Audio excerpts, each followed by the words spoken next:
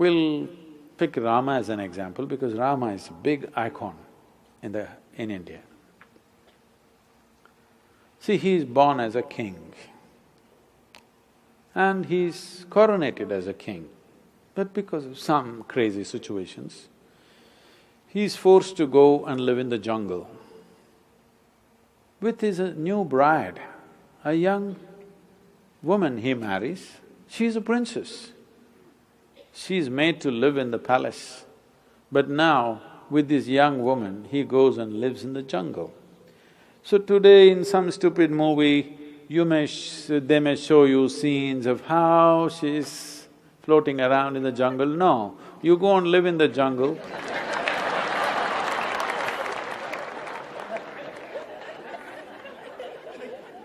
However pretty you think you are right now, 1 month you go live in the jungle, we can't recognize you after that. So this princess, forced to live in the jungle, and fortunately his brother follows him, knowing the difficulties that they may face. He leaves his own family, goes there to serve his brother and his sister-in-law. I was touring Andhra Pradesh just 10 days ago, 15 days ago. I'm in a small town. One 14-year-old schoolgirl stands up and says, "Sadhguru, how is it possible that Sita gets kidnapped and taken to Sri Lanka and Rama walks all the way from Ayodhya to Sri Lanka? How is it possible? Is it true?" Then I asked her, "See, you're still a young girl, one day you will find a man. When you find a man, would you like to find a man that if you get lost somewhere, he will walk all the way? Or he thinks it's not practical?"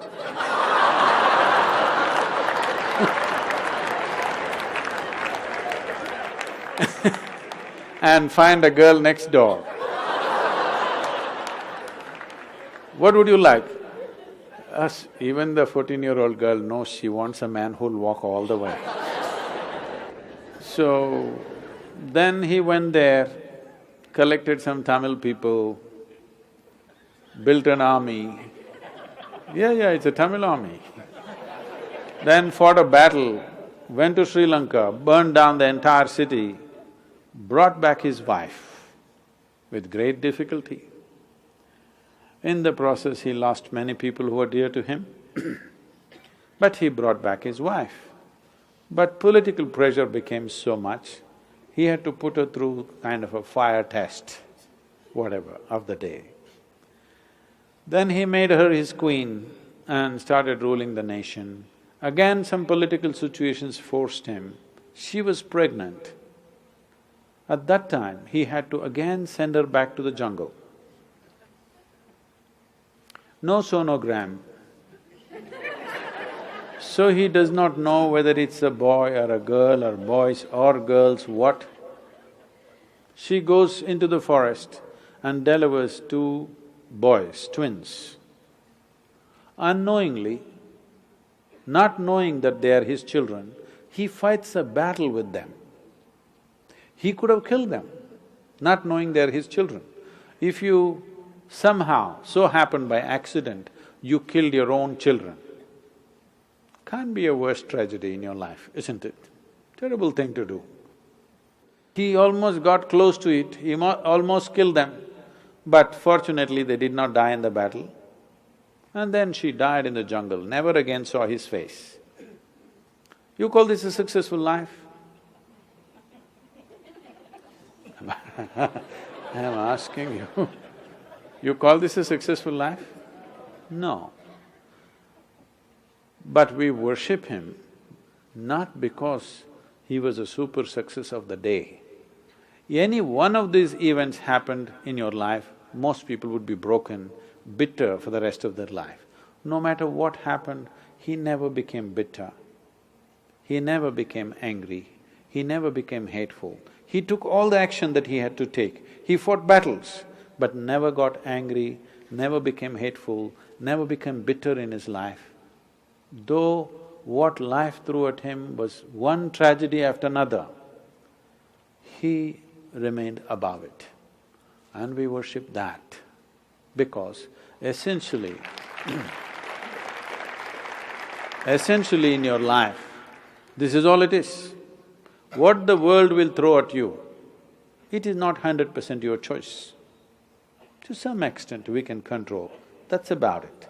World may throw anything at you, we don't know what it will throw at you. It may throw disease at you, it may throw death at you, it may throw bullets at you, it may throw shame at you, it may throw all kinds of things. But what you make out of it is 100% yours. Now, this one thing, if you take charge, no matter what world throws at you, you will turn it into your well-being. Then, where you go, what kind of situations you live, whether you go to heaven or hell, doesn't matter because whatever is thrown at you, you know you will turn it into well-being. This quality is what we are worshipping. This quality is what is worth worshipping because this is true with every one of us. If world throws nastiness, you will become nasty. World throws bitterness, you will become bitter. World throws anger, you will become angry. This is the way most human beings live. Because he lived above that, we said he is godlike. But what happened in their life, the physical events of their life, if you look at it, it's one big tragedy. At the age of 32, you got nailed, had a terrible death. You call that a successful life? No. But we bow down to him because it seems, we don't know, but we believe, or people have believed always, that even when he was nailed, he said, they know not what they're doing, forgive them. For that we bow down to him, not because he got nailed. Because getting nailed is not a successful life, isn't it? But even if you nail him, he did not lose his quality. For that we bow down. So that's all that matters to us, whether they existed or not. That they are an inspiration for you, whether everything that's said about them is true or not. Even this is not your problem. You're not a historian, all right? You just need some icon to move towards a better way of existing for yourself, that's all. What does it matter? Krishna did not exist, Jesus did not exist, what does it matter to you? 2000 years ago, whether a man lived or did not live, or it's just a figment of somebody's imagination, what does it matter?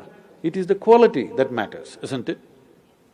We recognize these qualities as great qualities, in some way trying to emulate them to whatever extent one can. That's what we're looking at.